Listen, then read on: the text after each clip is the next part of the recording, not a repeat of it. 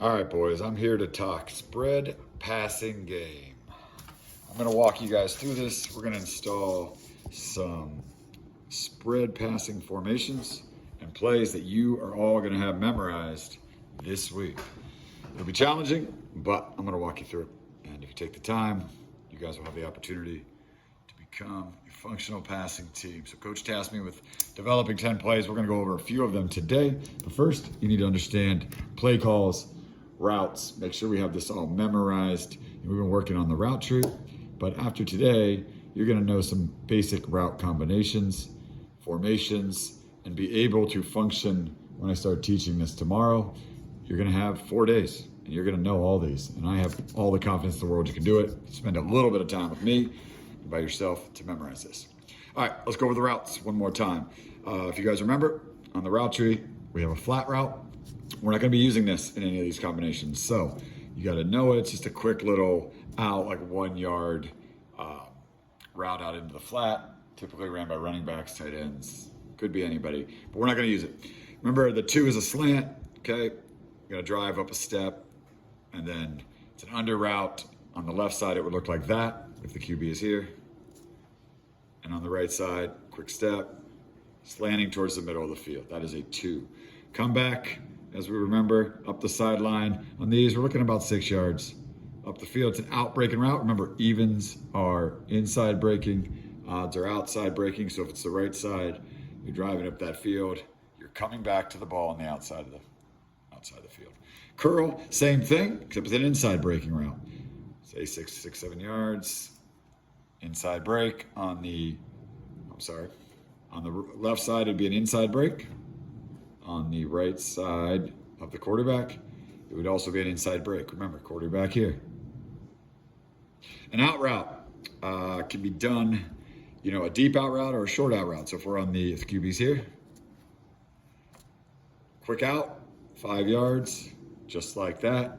Deep out, maybe 12 yards. We'll call it 12 yards. Breaking towards the sideline of the football field. Quarterback's here, quick out, 5 yards. Deep out, 12 yards. Okay, that's a 5. An in route, also known as a dig route, AKA dagger. We'll touch on that again. It's gonna be part of the play call, dagger. Think of it as you're running up the field and you're stabbing a knife into the body of somebody like you were back in the medieval days. So quarterback's here, in route, breaks into the field. Now, a deep dagger, or the daggers we're gonna be talking about for our plays, are gonna typically be ran at about 12, 13 yards, okay, straight, and you are going to break into the middle of the field. So if we're on the right side, this would be a quick in, but for what we're doing, 12 to 13 yards, behind those linebackers, hit them with that dagger, stab them, take their heart in the middle of the field. Okay, corner routes. They call it a corner because you run into the corner of the field. Quarterback is here.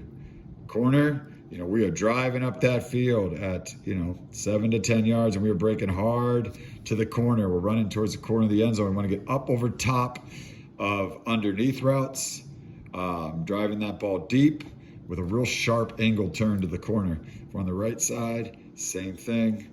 Corner breaking route. You should know that, simple, corner. Post, remember we have a goal post in the middle of a football field. Okay, so you're running towards it. Quarterback is here, same amount, maybe 7, 8 yards. Break towards that post, get deep. A skinny post, we would rip it a little bit tighter. But if we're going deep post, we're looking to run deep at that middle safety. We're going to cover 2 to the middle of the field towards the post. We want to break that angle route nice and tight. And then finally, a go route can be ran on the outside. Can be a seam in the slot where you're running up the hash marks, or a fade is kind of a go route there. So quarterback is over here. If I'm out here, I could release, go down the sideline. Maybe I'm inside. I'm going as a seam up the middle. I'm out here again. I'm going.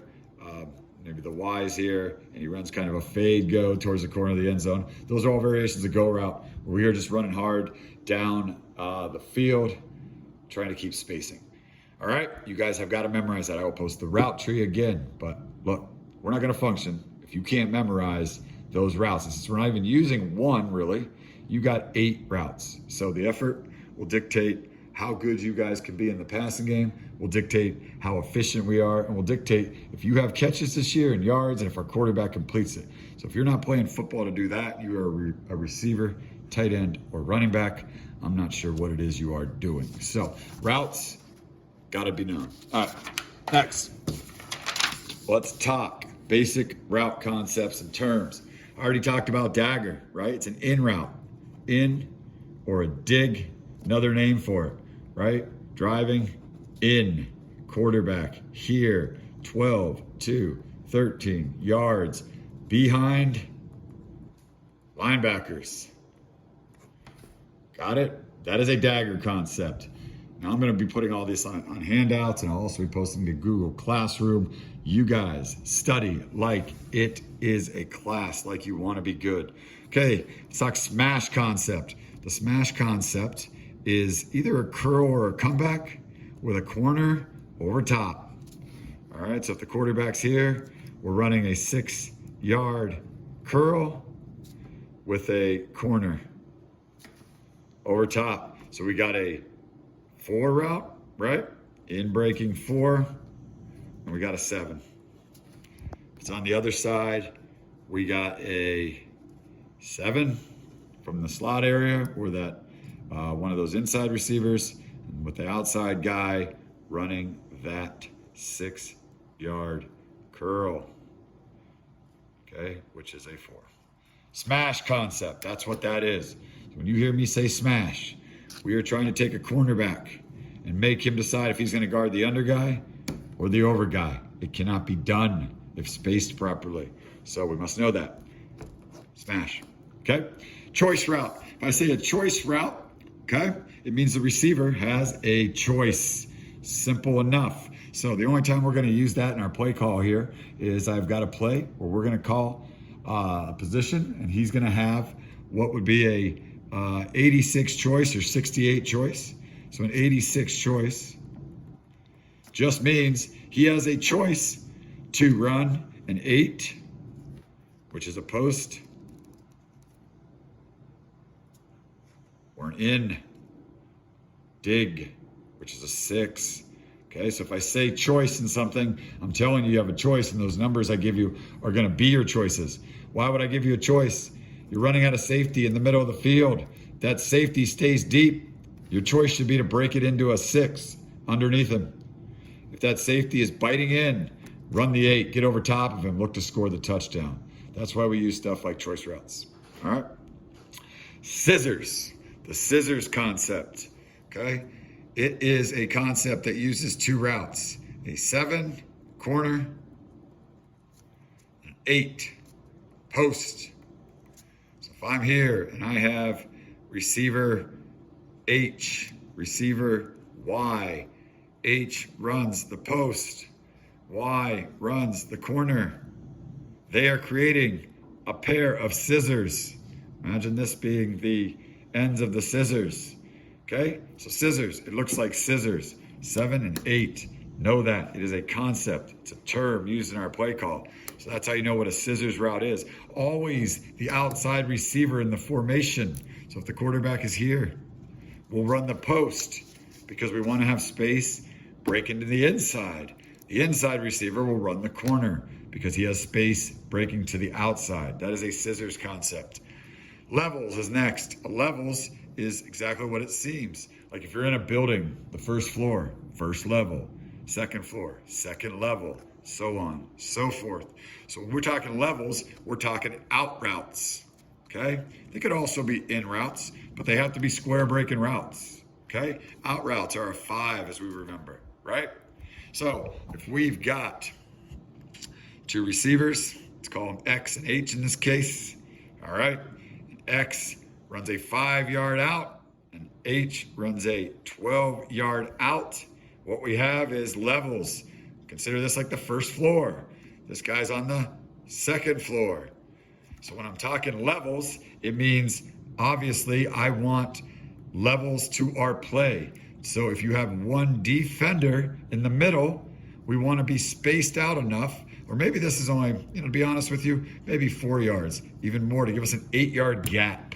So I'll teach this and give you the exact specific number I want. But So if this guy's 4 yards and this guy's behind him at 12 or 13 yards, theoretically, this cornerback must choose to drop deep, or he can stay up, or he can stay in the middle and guard nobody. But if we keep spacing like that, most likely we're going to create a window for one of these receivers based on what this defender does. So the levels concept is to run 2 out-breaking routes at different levels of depth. All right? Now we have a whip route. All right? A whip route is a, in the way we're going to use it here, is an in-out route where we are, it's called a whip. We're trying to whip the defender. So if I'm the receiver and I run on the left side of the field and I break in real quick, couple steps, and then whip around to the outside, I've now whipped. So I take this defender with me, this linebacker. Our goal is to move him inside and then whip back out to the outside of the field. That is a whip route. So when we hear that term, whoever I'm calling the whip for, I want you to run an in-breaking whip and then break it outside for the catch.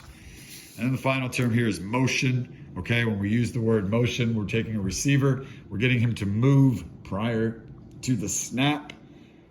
And that motion could either be all the way through the formation to the other side of the field, or that motion could be just to start him moving before the snap. In either case, the quarterback has to know to stomp his foot, right? Lift and put down that foot. We're going to move the receiver on set. And then you'll be taught a couple plays that have motion in it. So if I have, my X, my H, my Y, my Z, and my quarterback, and I say H motion, what we're saying on set, he's going to start moving. He might go all the way to the other formation. You'll see a play where we motion him to an arrow return concept. If I say X motion, he starts, maybe we snap it here, and then he gets right into his route.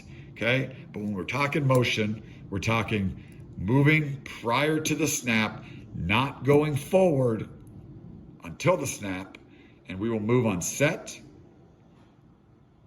and we will have the picking up the foot and putting it down by the quarterback. So expect that. I'll be back shortly with the next part.